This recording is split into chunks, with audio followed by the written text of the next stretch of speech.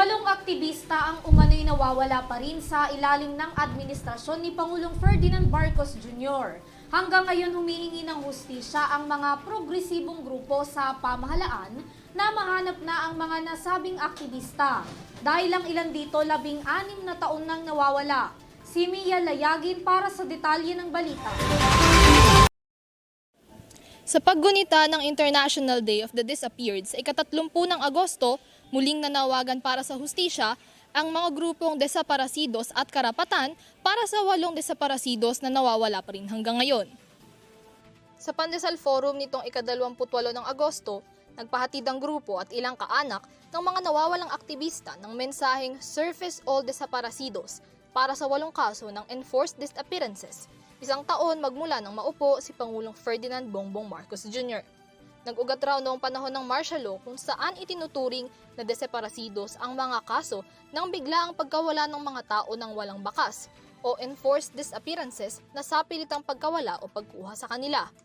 Ayon kay Maria Cristina Guevara, representante ng grupong desaparecidos, karamihan sa 8 nawawala ay mga aktivista, habang may 2 na nadamay umano dahil sila ay saksi o kaya naman ay natulungan ng totoong target.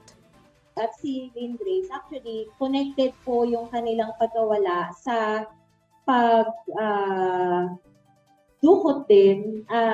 Ito po, abduction and surface death ng consultant naman sa Negros Occidental na si Rogelio Posadas. So si Rogelio Posadas, kasabay nilang nawala, dinukot, pero inilitaw yung body. Sila pong 3, sila yung patuloy na nawawala hanggang sa ngayon. Eh yun nga po, si Denald at si Renel ay mga habal-habal drivers.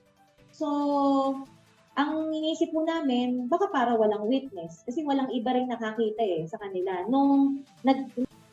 Kaugnay nito nanawagan ng pag-aksyon at tulong mula sa publiko ang ilang mga kaanak ng desaparecidos nang sa gayon ay matagpuan na ang mga nawawalang aktivista at para mapalaya na rin ang mga pamilyang naaapektuhan ng pagkawala.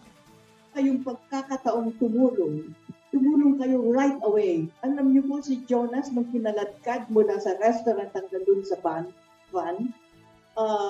sandaan po ang nakapanood na witness. Kung isa lang sa kanila ang mag-stretch ng paa at mapatid, sana na-break yung paghihila sa kanya. Sana nailigtas yung buhay. Sana hindi nadukot si Jonas.